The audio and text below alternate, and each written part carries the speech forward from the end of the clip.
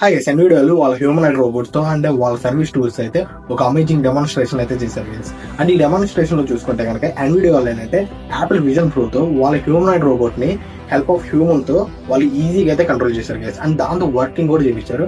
And చూసుకుంటే వీళ్ళు ఏంటంటే వాళ్ళ service tools and development tools and ఇలా హ్యూమనాయిడ్ రోబోట్ అయితే ఈవెంట్ లో అయితే ఈజీగా అయితే డెమాన్స్ట్రేషన్ చేశారు గైస్. అండ్ వీళ్ళు ఏ విధంగా అయితే ఈ హ్యూమనాయిడ్ రోబోట్ ని కంట్రోల్ చేస్తున్నారని మీకు క్లియర్ గా చెప్తాను. అసలు వీళ్ళు సర్వీసెస్ ఏంటి అండ్ వీళ్ళు టూల్స్ ఏమేమి ప్రొవైడ్ చేశారని ఈ రోబోట్ ని కంట్రోల్ చేయడానికి మీకు క్లియర్ గా ఎక్స్ప్లెయిన్ చేస్తాను. వీడియోని అయితే చూడండి. ఫస్ట్ అయితే కనుక వీళ్ళు ఒక యూజర్ అయితే తీసుకుంటారు. ఆ యూజర్ నుంచి ఏంటంటే వీళ్ళు ఒక డెమాన్స్ట్రేషన్ డేటా అనేది తీసుకుంటారు. లైక్ అంటే అతను రియల్ టైమ్ యాక్టివిటీస్ అయితే మొత్తం డేటా అనేది తీసుకుంటారు.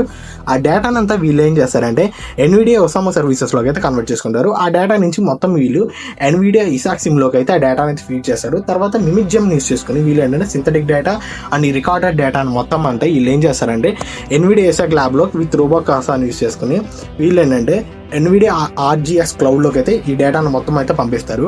అక్కడి నుంచి ఏంటంటే వీళ్ళు ఇసాక్ సిమ్ ని అండ్ ఎన్విడియా ప్రాజెక్ట్ రూట్స్ అయితే యూస్ చేసుకుని వీళ్ళు ఏంటంటే ఈ రియల్ టైమ్ రోబోట్ సర్వీసెస్ లోకి అయితే ఈ డేటాను అంతా పంపించి ఈ రోబోట్ అయితే కంట్రోల్ అయితే చేస్తారు. అండ్ గాయస్ చూసుకుంటే మనం అయితే ఈ ఫైనల్ ప్రాసెస్ లో చూసుకుంటే ఎన్విడియో అంటే ఈసాక్ సిమ్ కానీ లేకపోతే ఈ మిమిక్ జెమ్ ని యూస్ చేసుకుని వీళ్ళు ఏంటంటే రోబోకాసాని యూస్ చేసుకుని ఈ క్లౌడ్ లోకి అయితే ఈ డేటాను అంతా ఫార్వర్డ్ చేసుకుని వీళ్ళు అయితే రియల్ టైమ్ రోబోట్స్ అయితే క్రియేట్ చేస్తున్నారు. అని చూసుకుంటే కనుక అసలు మన ఒపీనియన్ వచ్చేసరికి మనకు వచ్చే జనరేషన్ లో అయితే హ్యూమన్స్ ని రోబోట్ అయితే రీప్లేస్ చేస్తారంటే కొంచెం చాలా మంది అయితే నమ్మలేదు. బట్ చూసుకుంటే ఎన్విడియో రీసెంట్ గా ఈ లైవ్ డెమాన్స్ట్రేషన్ చూసిన తర్వాత చాలా మంది అయితే ఒక ఫియర్ అయితే వచ్చింది. ఏంటంటే ఏమో ఈ హ్యూమన్స్ ని ఈ రోబోట్స్ అయినా రీప్లేస్ చేస్తాయని అనిపిస్తుంది. అండ్ మీ ఒపీనియన్ ఏంటి గైస్, అసలు ఈ రోబోట్స్ అయితే హ్యూమన్స్ ని రీప్లేస్ చేస్తాయి అనుకుంటున్నారా?